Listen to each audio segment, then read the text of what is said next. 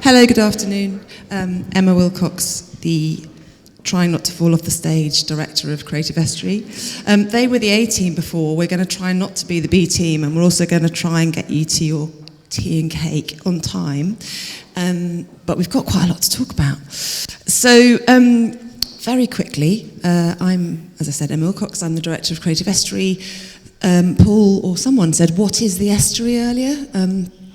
I'll happily talk to you all over cake about it because it's going to take quite a long time. But essentially, Creative Estuary is delivering against a 30-year vision to turn the whole of the Thames Estuary into the world's largest creative industries cluster. And we're starting it, and we started it with Cultural Development Fund investment. I work within a university, so I'm hosted on behalf of all of the partners across the estuary by the University of Kent. So they're very much in the line of disrupting university processes. I think I'm probably in that camp. We have we've talked a lot about partnerships today. My partnership includes 2 county councils, 3 unitary authorities, 7 district councils, a local enterprise partnership, something called the Thames Estuary Growth Board, 2 universities who are our partners, but we have another 4 universities, we have 4 FE colleges, and I could go on. So partnership working is about as rooted in our work as it could possibly be, and it's only possible to do it through partnership. And then because I'm because I love work, we also put our hand up to lead and facilitate the peer learning network, and it's been an absolute joy. And because there won't be a chance to say thank you later, massive thank you to Jason and Samara, who actually lead and deliver that programme, because we've had a fantastic 3 or 4 years, and they'll be leading the network for CDF round 2, you lucky people. So peer learning has been at the heart of everything that we do. That's enough from me. I think it may even be under the 3 minutes. I'm going to ask our panellists to introduce themselves as they do their 3-minute intro, rather than me telling you who they are, and then they'll do it all again. So we're going to start, first of all, with Kevin. Good afternoon, everyone. My name is Kevin McGeough. I'm head of placemaking for Estuary, and I guess most of you won't know where Estuary is. We're just talking about a place. Currently, people think of it as a car park, a train station, maybe on the way to Paris that you don't stop at very often. And bizarrely, it's the Estuary United on the top of the National League. Not that I'm a football supporter, but this no place has got a football team. We have been lucky enough to be part of the Creative Estuary project. We have been partnering with Purfleet on one of the 7 Sparks. Ours in particular has been looking at the Cultural Development Fund approach to co-location. Yeah, so what's the challenge of building culture and creativity into a new place? But obviously no new place is completely new because it's somewhere. We're the first official new town for 50 years, so the last one being Milton Keynes, which is obviously our newest city as well. So we have something to follow there. We were designated the first of the new garden communities, meaning we wanted to build on garden city principles, i.e. the community being part of that place in the future and how it's managed. And we were also the largest of the Healthy New Town pilots. You'll find in government, if you're doing a project that's up and ready to go, you can get in for lots of ticks and get lots of funding in different ways. So we have got lots of ticks in Estuary. But we very genuinely want to build a place with the community and embed culture and creativity into that. It's quite a challenge.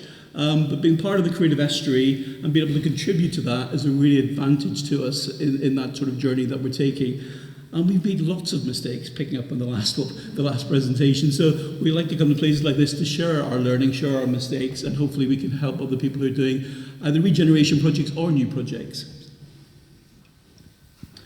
In total, Estuary will bring 40,000 new people to 4 quarries in North Kent, between the towns of Dartford and Gravesham. We also are embracing existing communities who are coexisting beside us, who have worked in those sort of cement industries in the past.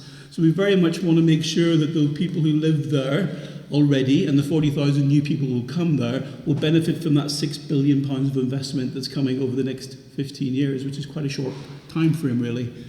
So we were very lucky from day one, and we've only been going 5 years, so that's very, very new so far, and already 7,000 people have come over that 5-year period, so people are coming constantly and at pace. But we worked very early on with the Arts Council to develop our strategy and cultural kind of perspectives for our place. And again, one of the really challenging things that you find in a new place is that in approval for 11,000 homes, there was no culture, no creativity, no money for community at all. So just leaving it to the development industry alone, you weren't going to get anything. So this project's really helped us to try and rethink that and turn a negative into a positive. So the CDF programme in Ebbsfleet, we had 4 strands. The first was about bearing in mind that there was no cultural space going to be built in this new town. If we just built what was given planning approval, how could we co-locate cultural and creativity into planned infrastructure and into the public realm, so there were opportunities for people to do things. We came up with that's not my maths being very bad, but we came up with the concept of 2 + 1 = 4. And the idea is that if we put some creative space, and the Development Corporation funded it, and coexisted it or co-located it with planned infrastructure, we would get a greater than the sum of its parts. And that's what we're trying to prove through this project. We also, through the CDF programme, did a meanwhile strategy, identifying lots of opportunities for meanwhile over the 15-year delivery period, and started a cultural programme, really trying to embed culture and creativity in the new community as they arrive. And that's really important because people, when they move to a new place, are full of intention and opportunity. And if you can embrace them when they arrive and try and encourage good activity when they arrive, that will be something that thrives through time. So the legacy from CDF, as I said, it's early days yet. However, from a fairly modest yet significant amount of money that the Creative Estuary and CDF has given us, we have piloted 2 projects where we looked at co-location. Now, from those 2 projects, we're now embedding co-location and co-design into every bit of community infrastructure we plan over the next 15 years, plus all the parks and open spaces. That's over £250 million of infrastructure we're going to build that is now influenced direct by the Cultural Development Fund. So that's quite a significant legacy from that. We've established a Garden City Trust. The Garden City Trust is a charitable organisation that will manage all of those green spaces and community buildings and take on responsibility for curating civic life and empowering the community to take control of their place in the future. This is the first time something like this has been done since Letchworth, the original Garden City, 100 years ago. And finally, our lessons from the place. There are many, but very importantly, we have that co-location concept embedded in our organisation and with our partners. We borrowed someone from KCC with the support of Arts Council to lead our work. They're now a full-time employee. We had an apprentice from Creative Estuary last year. They became a full-time employee on 1st of March, I'm glad to say. We have a culture group that now has 40 active members that are sort of shaping all the events as they progress. And really, this really will make a huge impact to our place over the next 15 years and into the history in the future. So unlike many of your places that we're looking at history, we're trying to create history through the CDF. Thank you very much. Now I think because you showed Julie's slides, I'm going to do those next, so Julie. Hi, thanks everyone. I'm Julie Russell, I'm Service Director for Arts, Culture and Leisure at Wakefield District. I guess, I can't remember what I put on my slide, so I might get them in the wrong order, but I did have a good night last night. So essentially, we were on a bit of a journey when we first applied for money back in 2019 or 2018, which was very early days for me at Wakefield. I remember very clearly that the 5 or 6 same people who define themselves as our cultural industries used to walk through the door to my meetings. And when we applied for this money, we therefore set a real new vision. We wanted to see a really, truly inclusive network. We knew we needed to have system change. We knew there'd need to be some business support in there, that creatives needed help. We knew there needed to be development in skills and supporting, and perhaps some way of keeping our skills in Wakefield. We're a non-university district. And also that we wanted to have opportunity to showcase everybody's creativity right across the district. And we've been on a bit of a bumpy journey. The pandemic was part to do with that, and everyone in the room needs to say a good well done to everyone, really, for getting through that bit. But we went on a steady journey. The first thing that the CDF money did for us in Wakefield was give us confidence and give us a bit of endorsement. We have some wonderful ingredients in the Hepworth Wakefield, the Yorkshire Sculpture Park, the National Coal Mining Museum, but that's not all of our creative credentials, and we desperately needed to make sure that the smaller players felt very much part of that system. We went on a journey to grow that network. We now have 750 plus network members. We have a website that has far more hits than that nationally, thanks to the great work of the team and partners. And we have a much more inclusive discussion right across the district about what our district can be and how we can help ensure everyone has a chance in culture. We have a framework, a shared framework that's been developed by everyone, not just the council. We're just one partner in that, and we've been able to use that gradually, if you like, to shape the work that we've been doing through those years. I think my next slide might show a few little snapshots.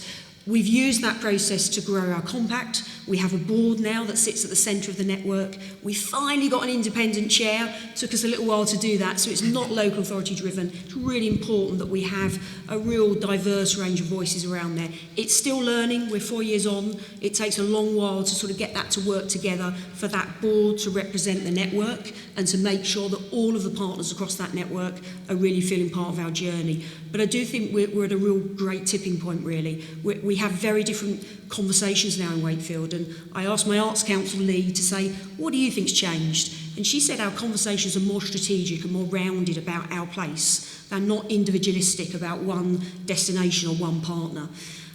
We've spent a bit of time making sure that we've had programmes that we sort of test and learn on. The University of Leeds has been supporting us on skills, if you heard, and not everything goes to plan.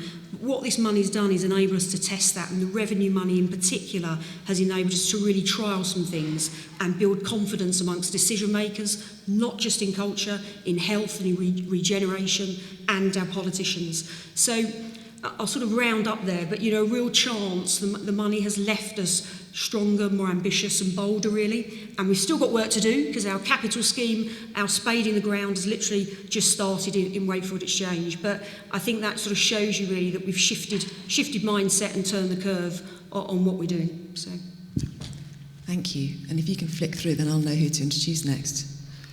It was all cunningly planned. Right, excellent. So I'm going to turn to Emma and Matt, and you're going to do a double act. Oh, this is a different presentation. Hello, hiya, you're right. My name's Lisa, this is Matt, and we are here representing Lowercase Theatre.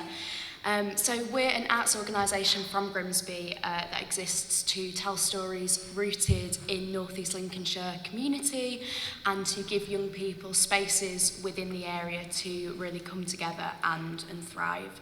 So growing up in Grimsby, both of us grew up there, we were told, and I imagine a lot of people in the room have had similar feelings where they've lived and grown up, that in Grimsby you can't have a creative career. It just isn't possible, it doesn't exist. There are no models of that, no entrance opportunities. So in order to be successful and to thrive in a creative career, and also many other different sectors in North East Lincolnshire, you would have to leave, go to a city, go study somewhere else and stay away. And that was really encouraged throughout education, in various kind of youth provisions, wherever you sort of went, that was the narrative that was being told to us.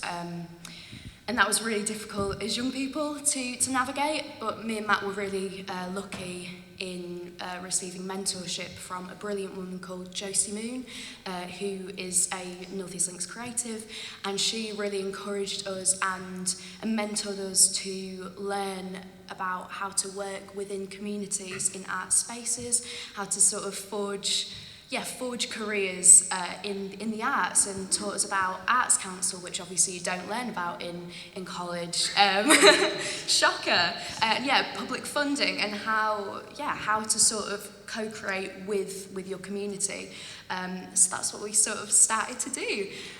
Fast forward a little bit to 2021, we'd been doing a load of creative work and then it all stopped. So we were left with some space to really consider what we wanted to do as young creatives in North East Lincolnshire. And we love theatre, we're really passionate about theatre, so we sort of posed the question, what does North East Lincolnshire really need from a new theatre company? So we wrote an Arts Council application, we were successful, and that was the question that we sort of explored through that. And that's how Lowercase was born. and the Cultural Development Fund has been integral in sort of supporting us not only as professionals and in our professional development and sort of enabling us to stay in North East Lincolnshire and upskill, but it's connected us with like mentorship and other organisations outside of North East Lincolnshire. Oh, that's a great picture, isn't it? Love that. It's really pushed us to be ambitious in just imagining what is possible within North East Lincolnshire, and enabled us to take up space in leadership positions and start to create the sort of work that we really want to see in the area. So Matt, do you want to just explain about what this slide is? WTF, am I right? Yes, so a part of what Lowercase is really about is fusing a lot of the things that me and Lisa wanted to see in our area growing up. So that was about creating, like Lowercase is about creating and making new work, telling stories from our area, compelling stories, if we're talking about Aristotle, etc. We want to do that, but also we want to make spaces that are really encouraging young creative people as well. So we really love making sort of really informal networking spaces and social opportunities for young creative people, so that people don't believe that they are just islanded in their creativity, so that they all just bugger off elsewhere. So the slide that you can see at the moment is one of the ones that was supported by the Development Fund. We created a networking workshop that was all about funding, and one of the Cultural Development Fund strands was about a development fund. It was a really small pot of money, and so we hosted a workshop that was all about how you access that. Like from ourselves, we accessed it in order to put on the workshop, and then encourage young people to also apply for it as well. We were like, you've got to have this money. You are cultural development. And they did, and they were successful in that. we had young people go off and do physical theatre training and stuff like that. Combat. But it's all of that stuff of as has been sort of discussed already, that confidence and believing and sort of achieving something for some funding for the first time, having that buzz and believing the value in that, and that you could achieve that in Grimsby is really, really cool. That is the worst picture in the world. I'm so mad that Sarah put this in the slide, but that's from Edible Grimsby Festival in October, where we were commissioned to create a children's piece of theatre that combined like cooking, food experiences, trying new things with theatre. It was very fun, wasn't it? It was very cool. And then this one is We Are Great Grimsby. So we were approached in order to run an event that was about raising aspirations for young people in Grimsby, North East Lincolnshire. So 16 to 19-year-olds, particularly focused at the sort of college ages. We had 90 college students with us on over a day. We held talks that were all about aspiration and value and self-worth, and it was beautiful. And then we had this incredible opportunity in the afternoon to show a bunch of young people how many exciting, creative organisations exist in North East Lincolnshire. And the comments literally were like, oh, I had no idea this is such a dead-end place. I had no idea there was a possibility for this. So any of this existed. So it's literally, so much of our stuff is just about opening people's eyes to the opportunities that are actually going on here. That is not ours. Just this isn't our, but nice. That's a little bit. Never seen this, sorry. Yeah. This is what you call an interesting performance. There's some audience. Yeah, exactly. Yeah. There's some audience feedback there. You can read that later, I'm sure. Yeah. Thank you, and thank you for dealing with A, not being able to see your slides, and B, them not being quite the ones you wanted. Just to round up this first bit, Emma Haynes. Thank you. I feel like you've sort of saved the driest for last. So I'm Emma Haynes. I am the Deputy Head of Steer Economic Development. We're a consultancy firm, and we are the appointed evaluators of CDF 1 and also CDF 2.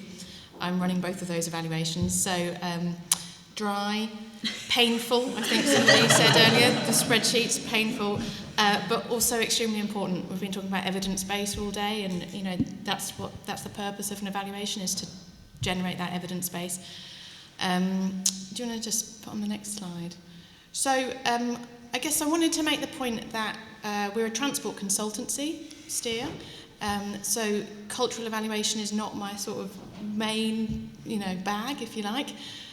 We do all kinds of different types of evaluation. I do only evaluation all day long.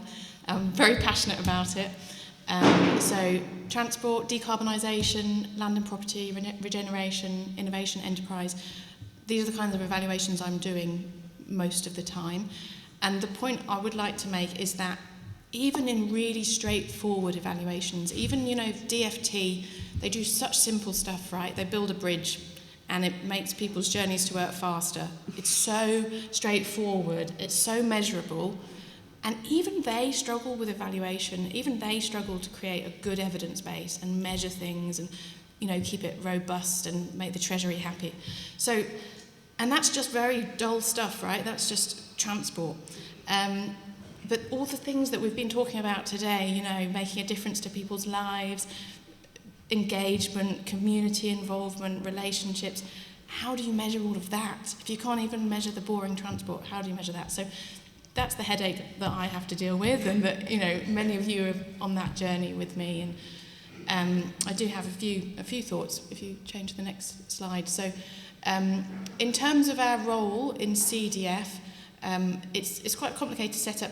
Every single project has its own local evaluator, and then we sit kind of overarching the lot as the national evaluator. So what we're trying to do is kind of capture all those stories, work with all the different areas to gather case studies, quantitative data, also qualitative data, and gathering together the local evaluation products as well, in order to hopefully do it all justice and produce a final evaluation report. My thoughts on how you can do it well, and it is really hard, and I definitely don't have all the answers, but in an ideal world, your timeline for evaluation, it begins before you've started delivery. And, I think that's something that we'll probably know now, but maybe 5-10 years ago it wasn't really the case. So it makes a really huge difference if at the beginning of the scheme you can be thinking about, right, what's really important here, what am I trying to deliver, and how am I going to try and measure it as we go through, and then later down the line. And what do I need to put in place in practical terms to make that possible? And then throughout scheme delivery, ideally, you should be monitoring while things are happening so that you don't lose all that information. What's going on, what are the big sort of life-changing moments that are happening, capturing that while it happens so that you're collecting your evidence base. And then finally, actually a lot of impact evaluation, it can't happen during scheme delivery. It happens much later, 5 years, maybe even longer, 10 years later. And so we do have to accept that evaluation is not something that can just happen like that. You come in, you do your report, done, evidence base created. You need to allow time for it to unfold, and you need to keep going back, commissioning consultants again and again, sorry. And you get more of the story each time, especially if you've done the work at the beginning to put in place the practical things that you need to be able to then keep monitoring it going forward. And just, listening to the conversation today, I did write a few notes about some of my thoughts. So I think there's a sense, I heard this in the room today, of, you can't capture it in a spreadsheet. Someone said something about a footfall counter. It doesn't capture the audience's experience. It's true, those things are not enough, but that doesn't mean they're not really valuable and we shouldn't be doing them. So, evaluation, it's about piecing it together. It's about telling the story bit by bit by bit over time and through different methods. There's lots of different methods at our disposal. It's not just about numbers. It's also about case studies, interviews, collecting stories. And okay, each one of those on its own might not be loads, but as you start to piece them together, that's when you start to create an evidence base. So, keep going, bear with it. Be kind to your evaluators with all those difficult spreadsheets they're asking you to fill in. It's a plea from and through that process, eventually we get to the point that we do have the strong evidence base that you need to make the case, because you know what a fantastic and transformational program this is, but it's about collecting the stories so that you can tell the story to government, Treasury, all the people with the money. So that's brilliant. You teed us up nicely for the fact that what I was supposed to say at the top of this session was we had a pre-discussion about the panel and decided that it wasn't right to have legacy and sustainability as the last session of the day. We should have been first, because you're supposed to think about it at the beginning. So thank you, Emmy. You did a brilliant job of that. So I was going to ask you a question about what the lasting impact of CDF had been for each of you, but I just wanted to say that I thought Jabba answered that question for us all earlier, really. That summary of the impact of CDF on the Mellor and the many and different ways in which it impacts in a place and a community was so eloquent and brilliant. So even though you're not on our panel, I thought you've answered one of our questions. So really quickly, because we are up against the clock, although I'm going to ask to go to 3:35 because we started 10 minutes late. So I'm only asking for 5 more minutes. But if you could, each of you, just talk about what is the lasting impact? What is one of the lasting impacts? Maybe we'll have to do that. And what difference has it made to your practice or your organisation? Who wants to go first? I'm asking you to go first, Lisa. Well, There's two of you. I suppose as a case study element of this panel, I think for us, I think it's definitely been about, and it's been mentioned already today, as you've already said, but like the confidence that we have going forwards, like a lot of the relationships that have been built with the people who have been delivering this money has made such a massive impact on our work and where we believe we can go. Big shout out to Sarah, James, Dean, Chelsea, independent producer as well. Really great team, and actually it's funny because where we started with CDF, we were actually fuming about it because this bunch of money arrived and we were like, oh great, it's going to be some cultural investment in our area. We were really proper optimistic, and there were other people in our town going, oh no, it'll never last, it'll go to all of those people, the usual suspects, blah blah blah. And we were like, oh no, don't be silly, we're going to be optimistic, it's going to be great.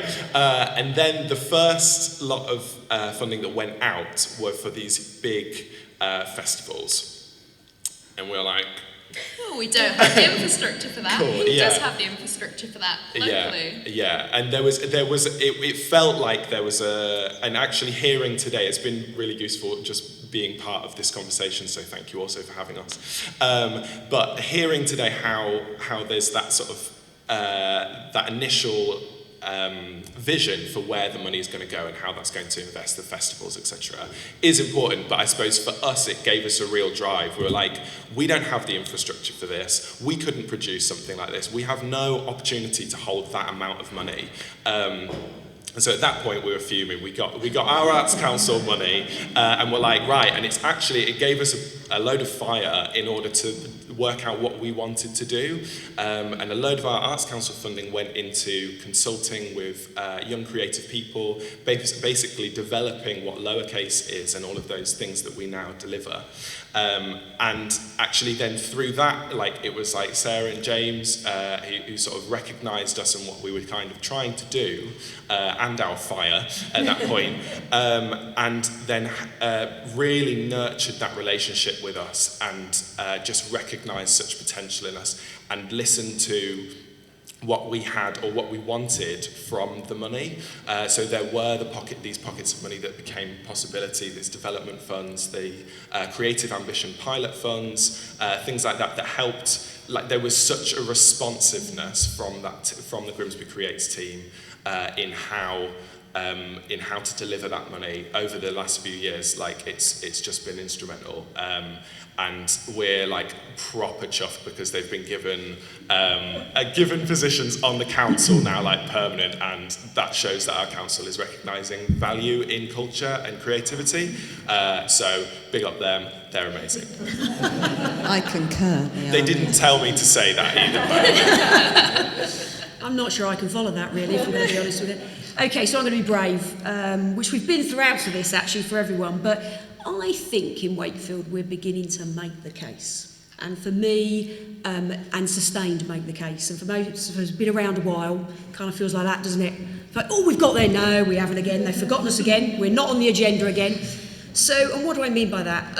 I mean that when I say we've grown in confidence, that's not just us as a local authority, that's the district. So what we've got is more people, more partners of different sectors, voluntary, charitable, public, private, talking about culture and creativity, and they feel part of it. And that's been a right hybrid of stuff that's contributed to that, some of which we probably haven't measured properly, but some of which people have seen and been able to experience in their own communities or as flagship sort of moments of wonder.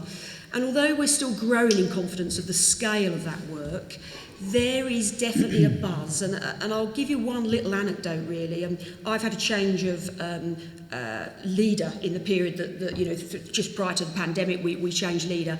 Our old leader was an advocate for culture. So 10 years ago, he bravely, you know, made sure the Hepworth was built. Right in the middle of the austerity years, you know, he was going to fight for culture. So when a new leader comes into power, they often want to do the opposite. And we had an awful moment in the middle that my Arts Council guys will know about, where I thought, oh my God, they don't actually want to back it, even though we've been given the money. But we managed to get around that because the work we'd done to date had made a real difference to our communities. Because a lot of the stuff we'd tried and we'd tested with that early revenue money was pretty big stuff for us. So we wildly put a visual arts installation into an empty market hall, which we were going to change to incubator units. But we had 36,000 people of Wakefield walk through the door in 16 days. We had never seen anything like it. And in fact, to be honest, it nearly killed us. However, and my staff still say, we're not doing that again, we're not doing that again. It was fantastic. It was bold, it was brave, and members would still relish it today. And that's the change that I think CDF has given us. It's also, without doubt, brought more money. You know, we've got more money from different angles invested in culture, from health, from regeneration and the private sector. So, yeah, confidence, more the sort of power shift really, that there are more people feeling they have a say, and generally are sort of using culture and creativity to move forward. So much so, we bid for UK City of Culture. We were never going to get it, let's be honest with you, but we did it anyway. And we still have our year next year to celebrate, where all the partners are backing it to be involved, despite what is only to be described as a financial crisis, really. So yeah, confidence. Okay. I guess it's interesting. I take your point from legacy being really important to think about from the outset. So in a new town location that we are, being able to think about what it's going to be like to live in that place and what the experience for people who are going to arrive, and as they arrive, has been incredibly valuable for us and for the people who've been arriving. I think you can't underestimate how the ability for funds like CDF to do things outside the box has a bigger impact than they set out to have. So, for example, I know it's like eye-watering money when I talk about £250 million of community infrastructure or £6 billion of investment, but actually you'll probably find in CDF too, because it's a capital project, you haven't got much time to think about engaging the community at the beginning and co-design and thinking outside the box, because you need to spend the money by a certain time frame. Actually, CDF allowed us to think outside the time frame of capital projects, to do all of that work up front, and then for even some of our developer partners, the big bad developers, it's thought, actually that was kind of interesting.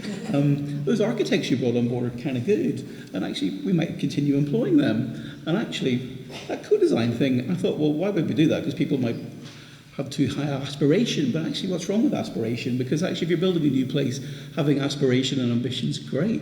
Because I'd like to live in a place that's got ambition and aspiration. So some of the things that were really challenging the normal development processes have been proven through CDF, and I think that'll have a big impact on the future for us. And in practical terms, co-location and co-design allows buildings to be fit for purpose, to actually know how people want to use the buildings before they're actually designed. So that kind of makes common sense. So all of those things are kind of common sense that you think you would do, but actually in the development process they don't normally do at all, which is a problem. And I think for us in terms of the legacy from CDF, we're going to have an event in May which is kind of celebrating all the strands that we've had as CDF with Arts Council and Creative Estuary.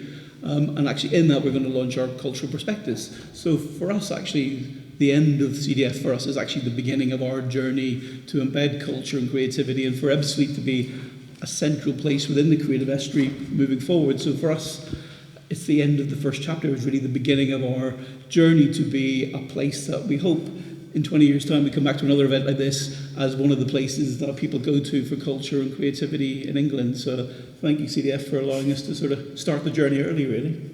Thank you. I'm going to ask the sort of question slightly differently to you, Emma, which is, you talked about Treasury Green Book language, and that it's all right, don't worry. It's all right. That when government looks for transformational change, what does that mean? And I suppose my question to you is, are you seeing Green Book transformational change in the CDF project so far? And you can probably explain what it is, but it's That's putting me on the spot a little bit.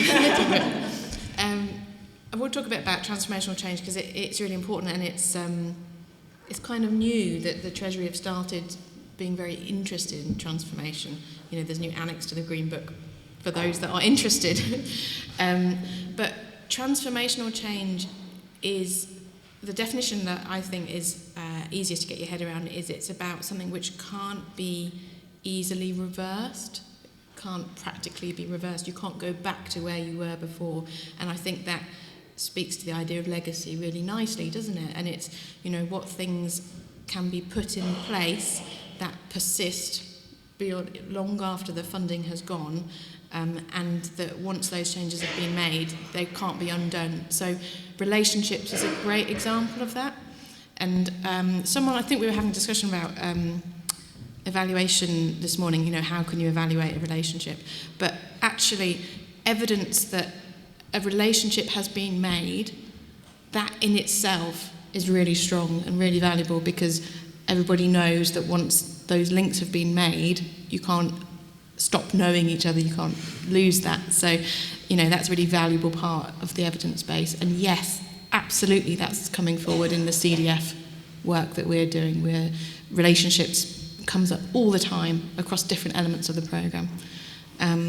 And of course there are other things, you know, obviously creating space is something which will persist, will obviously have a legacy, and skills, and supporting businesses as well, to, you know, giving them confidence, helping them to grow. These are all things which will not be reversed, and therefore, yes, transformational. Thank you. See, that's all. And now you're all going to go and read the Green Book. So I'm going to come to the floor in a second, but I'm going to ask one more question of the panel, which is, and it is about that thing about partnerships, but it's also about communities. So how can we ensure that these interventions have sustained impact for communities? And how can those partnerships and collaborations be part of that? You don't have to go down the line again. Julie's nodding. I'll go. Yeah. Okay, really good point, isn't it? Because if we blow all the money at once and we don't leave that sustainability, we've got a problem. I think it's happened in a number of ways in Wakefield. So the first thing is that point about the fact we've had the chance to diversify funding. So we're not, whilst we have been wonderfully reliant on the CDF because it's helped us do things, we've used that journey to get others on board, which means that we're not so one-dimensional. So, you know, it now means that I have a health sector that is saying, oh, well, this stuff's good, isn't it? This stuff, these melees, these local community events, they reach the people we're worried about, don't they? Yeah, they do, yeah. Write your checks, you know, so you've got that kind of evidence, and it's exciting stuff that they know can get to communities at a hyper-local level. Someone said that earlier, and that's really where we're worried for health challenges and health inequalities. So we are definitely in a place where not only has the local authority changed some of its funding and where we've put it, so I've changed what I do as a director. We used to invest all of our cultural development funding in 3 major organisations. We now, so, you know, 80% of the funding going to 20% of the partners. That is now reversed. So from a cultural development, most of our funding goes to 80%. And we have best part of 60 to 70 organisations, small individuals like yourselves and others, who are now being able to apply and be confident and be awarded work to take forward in different communities. So we've changed our policy really there. Very hard for us to change that back. Because if you've got individuals like to the right of me, then they are going to pick off politicians, aren't they? You know, that's what we should be doing. So you know, real change in that. I think the other thing is the point made about skills and business support. We've tried bite-sized chunk courses. We've tried skill development. We've got a summer school now developed. That's all work that remains with people forever. even if those individuals choose not to, choose a formal craft or art form, they'll use those creative skills that they've learned because they'll use them in life. And so there's sort of resilience in that way. So I think I wrote down here as well, we've invested in the private sector through our CDF. And although there hasn't been strict contracts in it, I think someone alluded to it earlier, I absolutely hope that Production Park and Tare Yard North will make sure that they deliver their social impacts. There's a responsibility on them. They've received significant public money, and therefore, as we have our conversations and dialogue with them over coming months and years, if you look them in the eyes, they know that actually they promise social impacts back, whether that be on education and skills or whether it be back into a community. So hopefully that will also continue to support some of that activity. And really point we hold those people to account. So if that helps. Thank you. Lisa, you said something when we were... Sorry, Lisa, you said something when we were having sort of warm-up about this was money that had never before been seen in Grimsby. What difference has it made, do you think, to your organisation that can be sustained? Because that never before money is, as we've talked quite a lot about, is probably quite rare. I think as we'd sort of previously said, I mean, particularly for us at our age, like there has been money before, but it's not been of the size, it's not had a cultural or strategic lead in place, it's not had like the infrastructure. So I think for us to have sort of had these years of like development with an infrastructure, it's held us in really, really good stead. And we keep coming back to that word confidence, but to feel confident in understanding like how funding works and how receiving funding into areas work and how we can be a part of that, and not us as just one organisation, but how we can be part of like a chain and a collective of organisations that can manage money and funding and receiving that and understanding the relationship that we have to like the council and to funding organisations and with each other, and how we can sort of bolster each other in that, if that makes sense. I guess it's been wonderful to see how hungry people who are arriving into our new town are for culture, and they will demand and develop it themselves. So I think that's been the key for us, because as a development corporation, we're a short life organisation. When we leave, we don't want to leave a cliff. We want to make sure we're enabling a community that will develop itself, and that will be bolstered by some creative practitioners arriving. Again, for a new town in the middle of a quarry, and you'd be there, it's quite dull looking at the minute, isn't it? I'm amazed how many artists have moved there, and how many even NPOs who are interested in relocating to there. So actually people are really interested in the whole idea of a new place and how you build it and how you create activity within it. So I'm very excited to see what the community does itself. Through CDF we did community training, so training people as to how you run events. About 30 people have taken part in that so far, and I've already had bids through from them wanting to run events for the coronation themselves. So that's a really encouraging start. And in terms of the infrastructure we've been trying to shape, I think it'll be a very different place to live in. For example, our health and wellbeing hub is one of the most ambitious nationally. Again, about a £50 million project. That's all about creative health. It's your 80-20 things reversed again. It's 80% about well-being and creative health, and 20% about going there for seeing a GP or a practitioner. So that idea of changing a whole place, that it's 80% about well-being, culture, creativity, the people, and 20% about services, is somewhere we want to get to. Thank you. Do we have some questions from the floor, please? Yes, go on. I'm still thinking about this, so I hope this comes out right. From all your different perspectives, and also as residents of wherever you live, and thinking about advocacy and impact, what would you say to local authorities in particular, especially in a complex economic context that we're in now? What would you say to local authorities who haven't yet started that journey? Perhaps it's your top tip or your finger wagging or something like that. But we've been developing a lot of relationships around the estuary, and Emma earlier described the range of partners we've got. And, there are still one or two who are still in the kitchen at the party. They haven't joined the lounge. And so how would you get them to come forward and start their own journey? I'm going to look at Julie first, obviously, because she is a local authority. Okay, I think it's a really good question, and honestly, we've had some bumpy rides, particularly in leadership terms, but we have got through them, and I think the real benefit of culture and creativity is actually when you're in it as a resident, or maybe as a club or an organisation, it's fun, it's exciting, it's great PR and media, isn't it?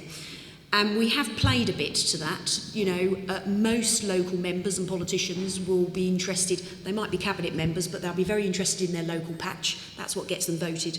And so some of the work we did early on about testing, and maybe in our district, proving it wasn't all about the city.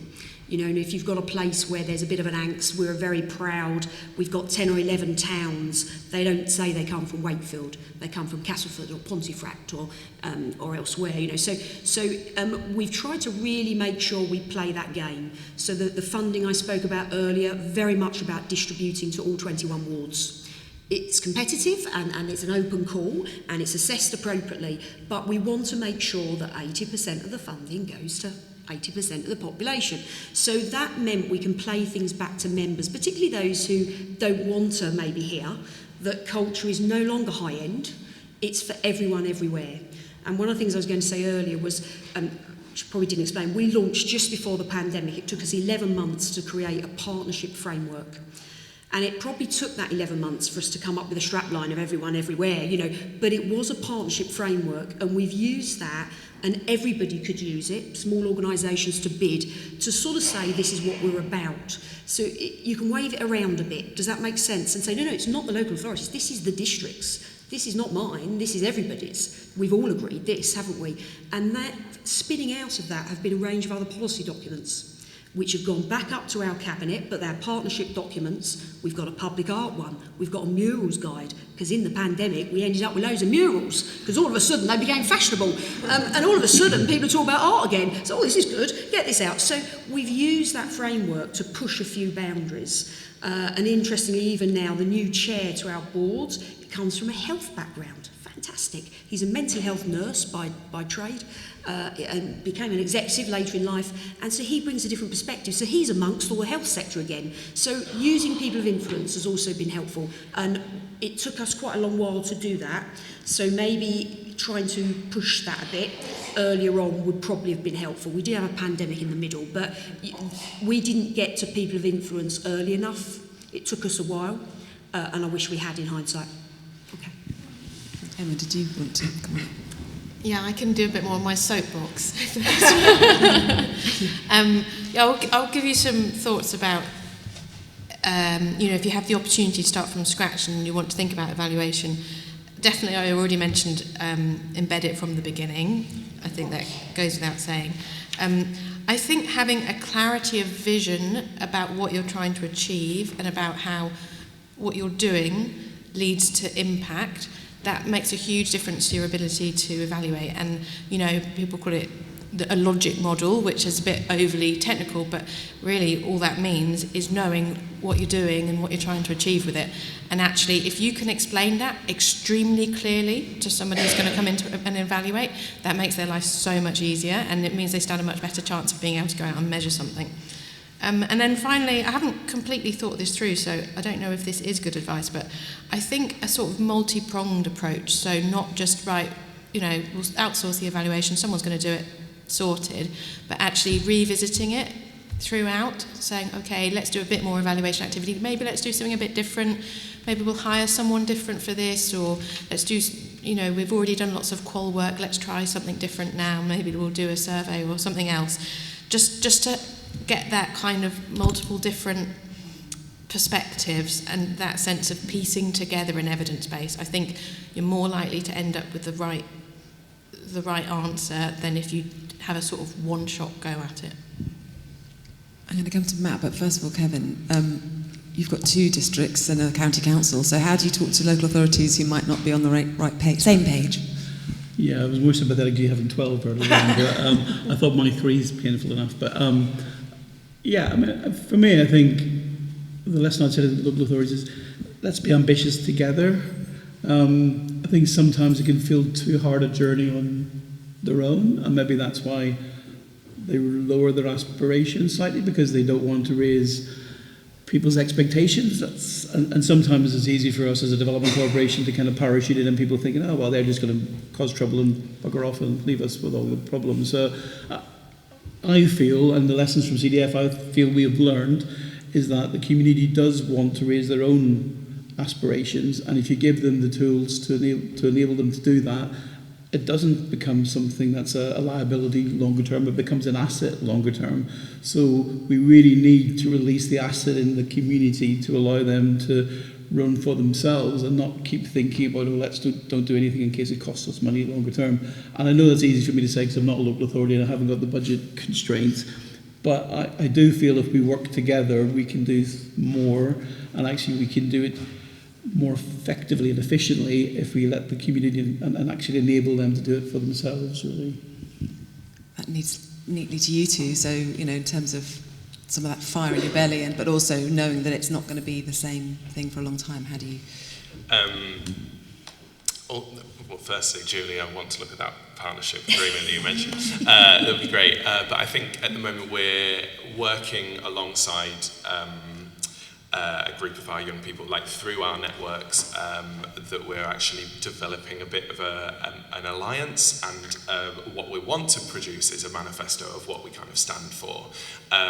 So I would say to local government, all that sort of stuff, that ultimately these things will happen.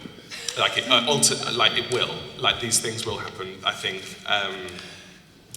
there isn't a way of stopping that stuff, and funding is obviously a huge part of that.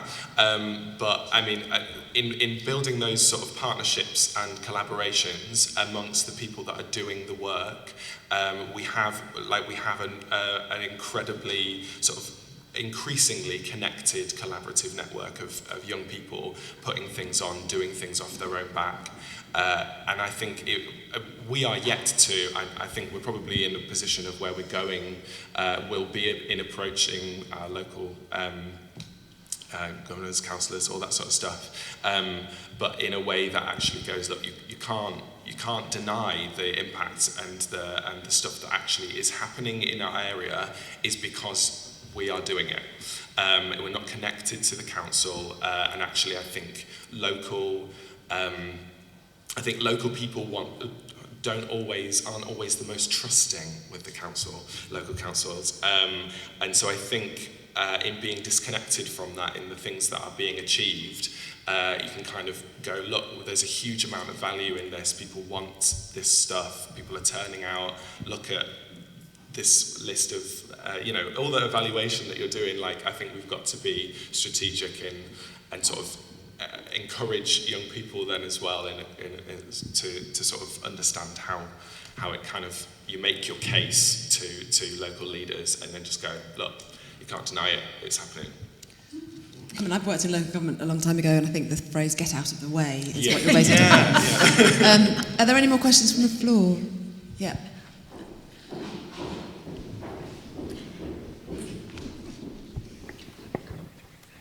Yeah, just in relation to that, it's really inspiring to see the work of Lowercase Theatre, and it's really interesting when looking at the disconnect between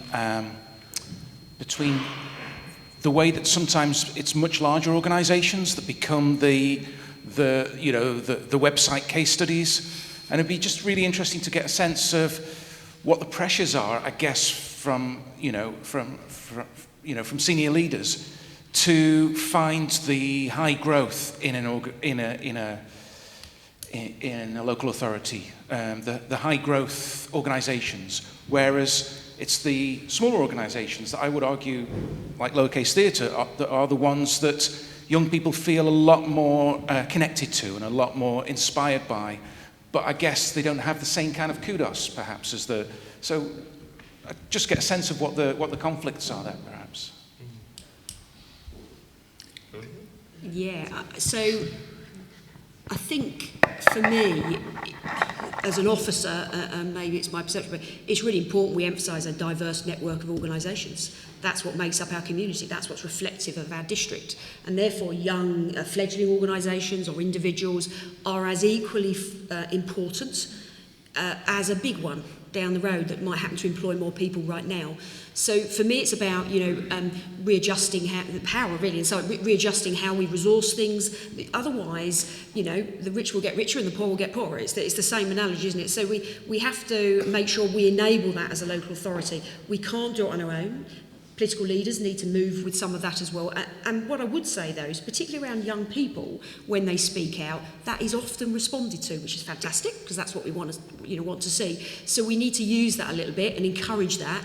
And I suppose as officers in the room, if you adjust your policies to really maximise that kind of effect, then you have a double impact. Does that make sense? If you know that members will respond to youngsters, then create a young people's grant fund.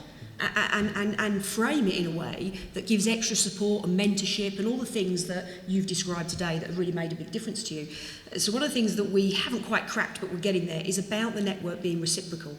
You're a well-educated lecturer with lots of experiences. The more you can share some of that with others of the network, then that's reciprocal back. And when you guys develop in your business, I'm sure you'll give something back.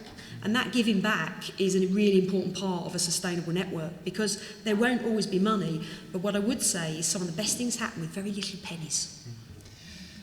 Thank you. I'm going to wrap up because we've got to, but I hope you've enjoyed the conversation as much as I have. I have one question for all of you, and you've got 30 seconds to answer it.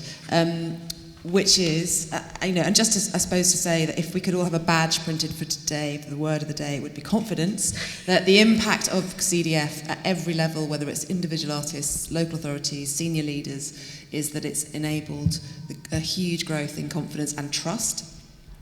So speaking to the policymakers and national bodies in the room, what single ask would you want to make to sustain this important work? 30 seconds. Come back. I'll start. I guess one of the good tools that have come out of our joint work with Creative Estuary was a planning toolkit to plan for a creative space from the outset. So a lot of our work has been trying to retrospectively solve a problem that was created through the planning system. And I think if the planning system allowed us to plan positively in advance of placemaking, and not just in terms of infrastructure, but in terms of the stewardship and legacy of assets that makes them more community owned, that would be fantastic. So let's solve the problem as early as possible rather than trying to retrofit it later on. Yeah, I would say, firstly, thank you to Arts Council DCMS, because I think Wakefield, we sit between some big, major cities like Leeds and Bradford and feel a bit overshadowed sometimes.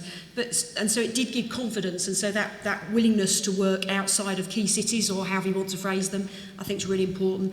And I personally would say the revenue you give was incredibly important and shouldn't be underestimated, and maybe is becoming even more important as we move forward. So as to policymakers, I hope you can keep evidencing, with all the evidence from this, that culture and creativity absolutely does make a big difference on those big words like economic development, inclusive economic development, skills and learning, health, and community engagement. Because I think across all the programmes and the ones that are growing, I think the evidence is incredibly clear. We just need to have to maybe speak a bit more strongly and in one voice. And I would say patience and perseverance. The evidence base it takes time. We're working on it. As I said to begin with, it's hard for someone like DFT, who are doing incredibly straightforward interventions. It's much harder in a space like this, but, we'll get there. I think my ask would just be to keep talking and keep co-creating and be authentically responsive to the communities that you're working with, because I don't see how you can fail when those communications, those conversations are happening. Yeah, just have a cup of tea. Let's have a cup of tea, that'd be great. Let's have a chat. That's all I want. So I have one word to say, and then I'm going to ask you to give a round of applause, and I suppose that's to say that I can share with you the very good news that there will be 3 more years of Creative Estuary. So there is something, there's hope, and that we can sustain some of this activity through our ambitious programme. So if you'd like to thank the panel, please.